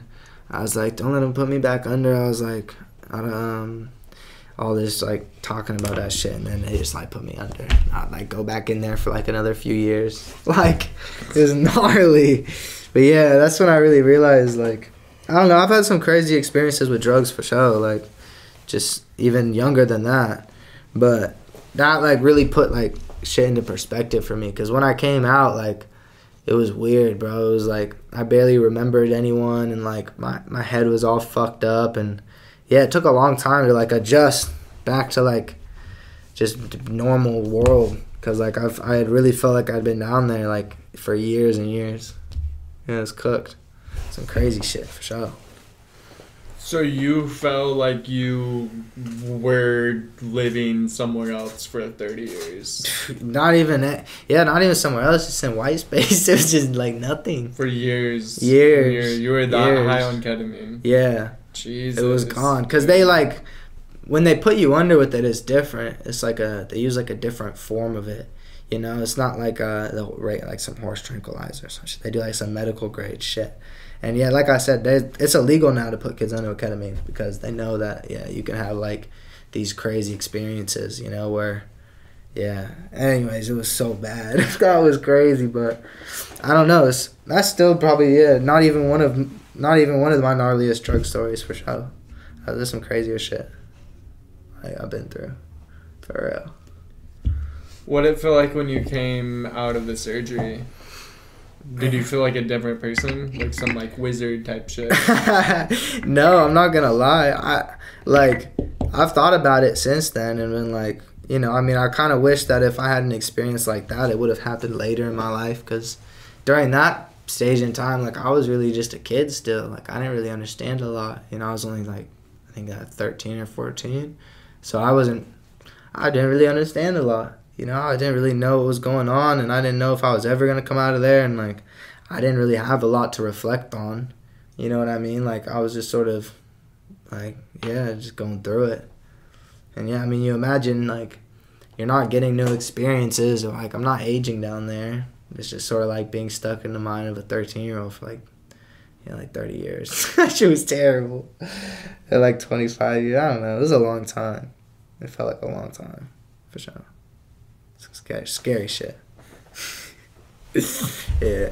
But yeah, like I said, there's been some other times, you know, that have been crazy. Like I'm sober now, really. Like I don't do any drugs no more, just because I've had so many wild stories and experiences, you know, and a couple close calls for sure. But I remember one time when I was really young. I was probably like 12 or something. I had like taken a bunch of edibles with my friends. And this was when I was in Oso still, like right before I left went to go to New Zealand. We took a bunch of edibles, and I don't know, they were super strong, and they were super, super strong. But I essentially took them, and me and all the boys, and we didn't feel anything for like 30 minutes. And then at the same time, like everyone just boom, like it hit everybody at the same time.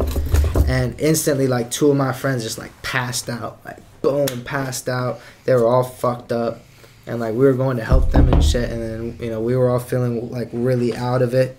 And then I remember I passed out, and I like instantly like floated out of my body, like, and it was crazy. And this was like, yeah, my first out of body experience. But I like floated out of my body, and I like floated through the roof. And I was like tripping out. I was like, "What the fuck? Am I dead?" And shit. But yeah, I was just off a bunch of edibles. Like I took way too many. You know, like I took three or four times the amount I was supposed to. You know, and I was a real late bloomer, so I was still a really young kid. Like my brain was not fully developed like that. You know, so that shit hit me really hard. And I remember like floating like out of the roof of the building, and then just like floating into like darkness. Like into just like the abyss. And then some really scary shit happened. Like I remember I got like fucking like attacked by some shit. Like this big, like almost looked like dragon claws, like came and like went like this boom, and they like went into my chest. And I was like floating through the darkness, and I was like had these like claws like rip into my chest, and it was like so vivid. Like I could see everything. I could like see like my ribs and shit, and there was like blood and all this gnarly shit. Sure. Nah, bro, this was off edibles when I was a kid. No. It was crazy, bro. And I was like floating, and I remember I was just like being pulled like through just the darkness, through blackness, like, and I like went through these these two swinging doors, and this is just all an out of body experience. And I like went through these like two like hospital doors and like landed in a chair like this, like it looked like just like a metal chair, except it was like all metal. And I was like sitting there, and I was like, what the fuck? And then like all my shit was all fucked up here. And then all these like rusty chains started spinning around the chair like this, and like spinning around me and like getting tighter and shit. And I was like I don't even know where I was. I was just in some like the darkness. And then all these eyes like popped up around me, and then boom, I like woke up back in my body, like Sweet. Back in the, yeah, literally like some real scary shit. And I woke up back in my body, like just in my room, or not in my room, but like in, I don't even know what you would call it, like an extended living room, kind of off the house. And like all my boys were there and shit, and we were all fucked up. And like a few of my friends had like left the house, and one of my friends like in a corner all fucked up. And yeah, I had just gone through some crazy shit I had never even seen before, and it was just crazy. Like just goes to show like the power of some shit. You know, the power of certain substances when you're really young. Yeah, bruh. For sure. I used to take acid, and I probably got high off acid like 70 times in my life. 70? Yeah, like 70 times. But the last time I did it was on my birthday, bro. And I was turning, I think I was turning 20. I'm only 21. I was turning 20, maybe 19 actually. But I did it on my birthday, and it's not a good idea to do it on your birthday, I don't think, because it kind of trips you out. But I must have took some bad shit or something, bro, because like we were high as fuck. I gave my little brother some, and we were in the projects, and we went to the basketball court, and we were just like high, bro. Like high, nigga. Like we noticed the fork in the middle of the basketball court, and that right there made us laugh for like an hour. Like we were tripping, bro. You know what I mean? And like 5 hours after the trip, bro, I start getting this weird, like, feeling in my chest, right? And it gets so intense, bro. I swear, bro. Like, it felt like there was a knife going through the back of my chest. Oh, I've had that. Like, right here, nigga. Yeah, I've had that. You feel me? Too. And I started looking it up. Never do that shit. I started looking it up on the internet, and, bro, that shit started tweaking me out, bro. But I was calming, like, I was smart enough to be like, all right, I'm tripping myself out. Yeah. But, bro, that shit hurt so bad. I was sitting there crying in front of my 2 friends. I was sitting there crying, bawling. I'm like, bruh, if I tell you we need to go to the hospital, we gotta go, like, ASAP. Like, I'm feeling like I'm about to die or some shit. Like, fall off, nigga. And, like, bruh, that shit. And it was the craziest thing. That experience, after, like, 5 more hours, I was feeling that shit for, like, 3 hours, 4 hours. Like, oh, it was bad. But, like, I ended up getting, like, this enlightenment out of it, nigga. You know what I mean? Like, I went and visited one of my older homies that, like, he's kind of my tripping buddy, and I was telling him what I was going through. And, like, the whole ride from Guadalupe to, like, Oceano, it was nice and sunny, pretty afternoon. I was just crying, bawling tears. Like, I don't know. It's weird, bro. It's kind of like a breakthrough, like a little enlightenment, but it fucked me up. I was scared as fuck. But it was kind of weird. I don't know. But be careful with drugs, man. I wouldn't do acids. I don't. It's like, you know what I mean? You might shoot your top off with that one. You gotta be mentally strong to fuck with acid. I had a crazy acid trip one time. But I was living above the liquor store in Osos, and I took like 3 gels, and I took like 5. And I took like 5 grams of shrooms. And I was, bro. You were shooting for the stars. I was going. That's a lot, bro. I know, I was off it, man. But that was in the times I used to do a lot. Used to do a lot of substance. And anyways, and that was still probably like the most potent trip I had. And 2 of my boys I was with Mojo, and I was with my other friend Vince, and they were having like a bad trip, and so I like pushed my whole trip like out, like I couldn't even feel it essentially because I was just taking care of them, and I took care of them for like 6 hours or something crazy, and not even feeling nothing. And then I got my boy Vince home and shit, like, and he like went home and he was chilling, and then I got Mojo calm and shit, and then instantly my trip just went boom, like all just came flooding in. And at that point, like, I was gone. Like, I felt like I was going through wormholes, like teleporting through space and time and shit. Like, it was crazy. And I kept like coming to and shit. I was like, whoa, what the fuck? And then me and Mojo were like going through it together. And then we were making some music, and that music was so funny. We were like fucking around making some music, and then it just like that one. For me it was bad because it just never stopped, bro. Like, I was tripping for like 10 hours, and I was tripping for like 12 hours, and I was tripping for like 18 hours, you feel me?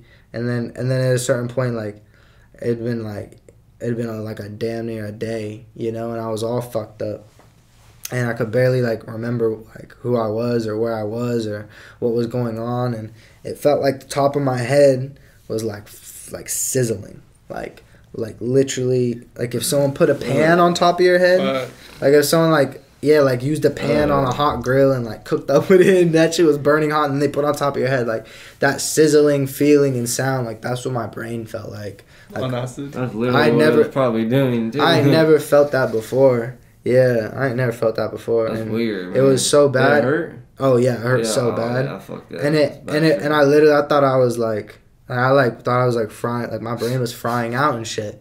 And I like essentially what happened is like, yeah, I kept tripping, and I like my brain went into some like sort of like protective mode or something, and I had a psychosis. Oh shit. Yeah, I slipped into like a psychosis and shit. And for like a year after that, I was like waking up in my body throughout the day, like I wouldn't even know what had been going on for like a few hours at a time. I was seeing shadow people everywhere. Like everywhere I like looked, there'd be like shadow people like walking around and shit. and it was fucked up. Like, I really fried my brain. For a year? It lasted for a year. It lasted for a whole year? Yeah, a whole year after the acid trip. It was like... You never even told me that shit. Nah, it was bad. And then the same thing with the ketamine. That shit felt like it was a... years. Long time off the ketamine. You've been through some shit. But yeah, for sure, off the drugs, yeah. That's why I don't fuck around. He doesn't do drugs. That's why I don't fuck around like that. I still get high and he gets mad at me for it, but nigga, like, he really doesn't get high at all. That's why I don't, which is a good thing, man. That's why I don't do nothing like that. Like, I don't know. I OD'd a couple times off the codeine and the Molly and all this stupid shit. Yeah, OD off Molly, nigga. Oh yeah, you could definitely get up there. That's for sure, bro. I used to do Molly like you could fry I used to go blind, nigga. Oh yeah, you know that. You get up to. I used to do that shit every day. I sold get up it. To like it a was gram. Bad as the worst drug I probably ever sold. You be getting up to like. You know, a gram and shit. You've been doing like almost a gram a month. You can start frying your shit. Yeah, really a day. Bad. I used to do about a gram a day. Yeah, that shit can fry your shit. And I would pretty smoke bad. that shit. Yeah, you know that shit can burns. fry your shit pretty bad. Were you not like? For sure. Were you not over it after a while? No, I was. You stopped feeling. I just stopped. I honestly stopped selling it. I moved on to selling some shit that made me more money. But I still picked it up for a little while, and then I was like, you know what, I'm cool. It never had the effect on me how people they get high and then like the next day they feel sad. Like nigga, I would do a couple points like every couple hours, bro. You know what I mean? Just right around. What it does for me is you know how you get locked. Have you ever done it? Yeah. Yeah, you know how you get lockjaw.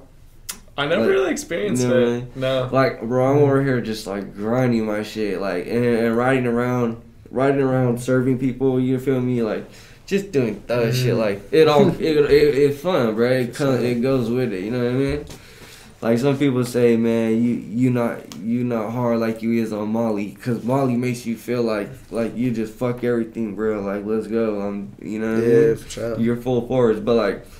For sure. It was like weed to me, bro. You know what I mean? It was easy to do. I didn't feel any come down off of it, like, and it was just like a cooler high than weed. I smoke weed too, of course, but like, yeah. And then if you get so high off Molly, your eyes start fluttering hella fast, and you go blind. It's cool. It feels good as fuck. It's not cool, but it feels good as fuck. When was the last but time I stopped you did doing it. Last time. I would say the last time I haven't done Molly in a cool minute, but I did some thizzles probably like a couple weeks ago. Probably did some thizzles. What's a thizzle? Ecstasy. Oh, okay. Yeah, that's ecstasy. I never was into ecstasy, but it's cool. I was honestly just doing it just cause I like sometimes I don't be sleeping at all, and like that shit kind of like I was just doing it. Like I microdosed on it. But I'm like, I don't sleep. I'm not asleep for like 5 days, bruh. Not even on no tweaker shit. Like, I'll just be up. You feel me? Yeah, I'm not tired or nothing, but I'll just be up. But I did that shit, kind of relaxed me. Got it for free. So, you know, some crazy. I did some marshmallow. Have you all ever heard of a marshmallow plant? No. Bro, I thought it was shrooms, right? I did it, and it was like, this shit was way better than shrooms. That's bro. crazy. Like, I microdosed, you know what I mean? Like, I like microdosing and shit like that. I've done cactus. I've done cactus before. Bro, this shit... That shit gets you crazy. This shit's way bomber than shrooms. I ain't gonna lie. Like, it marshmallow? Yeah, marshmallow plant. Bro. What? It's another psychedelic. Have you heard of that? Fire, bro. I ain't never heard of that. It just makes you, like, nice and warm and shit. That's crazy. Like, I don't know, bro. I want to get an ounce of them, though. Oh, God. I fucked around with DMT a couple times too. Yeah, that's It's just pretty chill. That's some tough shit. That shit's pretty chill. Crazy if you're doing that. Yeah. Microdosing with DMT is fire as fuck too, though. That shit's pretty crazy. I never want to get too high. I've never like blasted off though. Like people that blasted off and shit, I'm jealous of that. That's craziest cool. high I've ever had is meditation. But yeah, you meditate. But nah. I came out of my body, nigga. I don't like drugs no more. Huh? I don't like drugs no more. Nah. Yeah. What's cactus? Cactus is like cactus? Cactus is like I don't even. Yeah, it's like another type of psychedelic. This is poison. It's like another type of psychedelic. Yeah, I remember. I was at cactus. I was at a for real. Yeah, I was at a party, and I was at a party with some older fools when I was in high school, like just partying with some 20-year-olds or some shit. And I was in, oh no, maybe, yeah, I don't know, I can't remember too well. And I was like at my boy's crib, and he had like these trailers and shit outside his crib, and he had like all these like fire pits and shit, and there's a whole shitload of people there, and I guess they had a big thing of like cactus juice, and like it was out at the party, and I didn't know that's what it was. I thought it was just juice. So I drank that shit, and my homie, and I was like, I was tripping, bro. I didn't even know why I was tripping. My homie was like, "Oh, did you drink like the cactus juice?" And I was like, "Yeah." And he was like, "True. How much did you have?" I was like all of it. And he was like, "Oh, you fool, you're fucked. Fuck. Like you're For fucked." real? It gets you high like that? Yeah, it gets you high, bro. And I was literally like in the. Sounds right. I was in this fool's trailer, bro. I was like tweaking out, bro. I did not know what was going on. I was like, and then some fool came in and like lit off some fireworks like in the trailer. Oh, fuck. And I was like, get him the fuck out of here. All this shit. I was like, get him the fuck out of here. I was like going crazy. I was all fucked up. Was it like psychedelic-y? Yeah, Okay. but I never really see things like I've done all sorts of psychedelics. You never seen and nothing on acid? I've never seen nothing. Nah, Like on acid? Nah, not even, Oh, not even on bro. acid, bro. You don't even see the shit move everywhere? Nah, I see some shit move like Yeah, but I'll not have like actual, like I have like a fucking- little bit of movement like You're around the seeing fucking corners. SpongeBob over Yeah, there. like I've had people see like, oh, I seen a fucking I feel like most people dude be come making out shit on up a and horse they be and talking all about this shit like bullshit. that. I'm like, what the fuck? Fuck, I don't even think Yeah, you're hard. high, nigga. Oh God, I agree with that, but I don't think. Nah, that. you never know though. Yeah, exactly. You never know, but You I'm might not see gonna some lie. I've shit. never seen nothing like that. It's like some Me shit'll neither, move bro. around Me the neither. edges like that. But then then on DMT, like you can see like this grid. Like you see everything in like this grid where everything like lines up and it's all geometrical and shit. That's pretty cool. That's like the coolest shit I ever seen. But other than that, nah, I ain't never really seen too much. Like no visuals. It's interesting. Except for that time I went out of body. I mean, but that shit, I didn't even consider that visuals. That shit was like real to me. See, ketamine is a weird drug, bro. Have you ever done it? Yeah. Ketamine, Yeah, that it shit's makes trippy. you confused. Damn near, bro. It That leaves shit's you a trippy. little confused, don't it? That's how I feel. First time I ever That did shit's it. trippy. first It time reminds I- me of alcohol. I'm not gonna lie. A little bit, Like huh? when you just do it Like like a little bit? yeah, when you're just doing a little bit, kind of reminds me of alcohol. Bro, my homie. But you have control. Yeah, but you have Yeah. more control. Yeah, you have more For control. sure. My homie Julian, bro, Yeah. he fucking. I was the first time I ever did. I did with him. This nigga would be doing hella, bro. Yeah. First time I ever did it, right? We're sitting in my hotel room, and this nigga's house is right behind the hotel. Mm-hmm. So he came over, blah blah, after work, and he just bought this $500 drone, man, like the flying one and shit. Got the camera and shit. This nigga's all high off ketamine. He's all flying it. And we're right there on 4th Street, nigga, and he's flying it. And I'm looking at it. This fool high as fuck. Damn. And all of a sudden, that shit just goes beep, beep, beep, beep, and starts falling, bro. Like, falling, like, completely dies out, right? He's all, what the fuck? Blah, blah. Nigga runs down the street, bro. That shit got smacked by a car, like, when it was coming down, nigga. Like, completely fucked up. Terrible. Comes back in the hotel room, bro. And he has, like, a fat ass sack of this shit, bro. And he lays down a line, like, this big. He's all, fuck yeah, I fucking just lost my shit, blah, blah. Nigga's retarded. And he goes, does the whole thing, bro. He is, like, bro, nigga is lost in the sauce after, like, 10 minutes, bro, sitting there, like, K-hold. just, He probably, like, he probably in the white I'm space. like, what the fuck, Julian? What are you doing? Gone. Gone, bro. I had to Gone. send him home. I didn't want to deal with it. I'm like, walk home. Then you live down the street and find your way home. Yeah.